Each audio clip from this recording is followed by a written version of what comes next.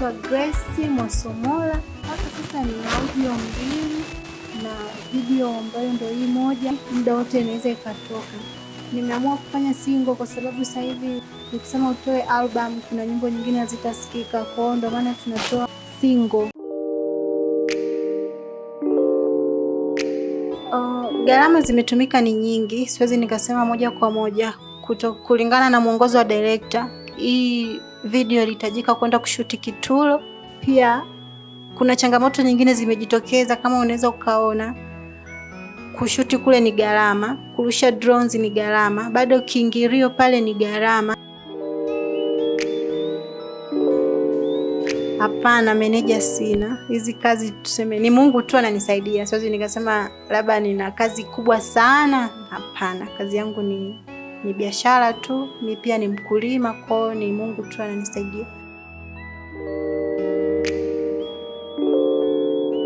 Kwa kweli nitafurahi kama kuna manager anaweza kujitokeza kwa ajili ya kumanage kazi zangu, kwa sababu sisi waimbaji kazi kama kazi, kwa kweli kufanya mwenyewe bila kuwa support ya mtu mwingine ni kazi sana. Yaani kufanya kazi wewe mwenyewe muimbaji, kujisimamia kila kitu bila kuwa na management, kwa kweli ni gharama. Gharama ni nyingi sana. Endapo utakuwa na manager wako anaweza akasaidia, kwa sababu yeye ndo atakuwa anahusika na vitu vingi. Management yoyote au manager anaweza akajitokeza. Milango iko wazi. Nina uhitaji. Kusema kweli kwangu mimi, kama mimi kujisimamia mwenyewe ni kazi. Kwa hiyo nikipata manager itakuwa ni jambo zuri. Ningependa kuwashauri waimbaji wenzangu, unapofanya kazi jaribu kukutana na director mzuri, director ambaye amebobea kwenye hiyo kazi. Usikutane na director ambaye ni bora director. Hapana, ili kazi yako iwe bora, jaribu kukutana na director mzuri. Fuatilia hata kazi zake alizofanya, amefanya katika kiwango gani. Na pia sisi kama waimbaji tujitahidi tusiwe watu wa kulialia sana. Unajua sisi waimbaji wa gospel kazi zetu zinakuwa mbaya kwa sababu tunapenda vitu vya bei rahisi. Kwa basi tusiwe watu wa kulialia sana. Tuone hata kwa wenzetu wa nyimbo za pili huko Bongo Flava, kazi zao zinakuwa ni bora kuliko za kwetu, kwa sababu sisi tunapenda kazi zile za kiwango cha chini sana. Kwa ni washauri waimbaji wenzangu, kama unataka ufanye kazi, basi jitahidi, jitoe, kwa sababu ni kazi unamfanyia Mungu. Usifanye kazi ni mradi, fanya kazi nzuri. Sisi kama waimbaji wa gospel, muziki ni injili, tunaipeleka injili mbele. Pia muziki ni sadaka. Kwa hiyo tunapokuwa watu watoaji ndipo kazi zetu zinazidi kufanya vizuri.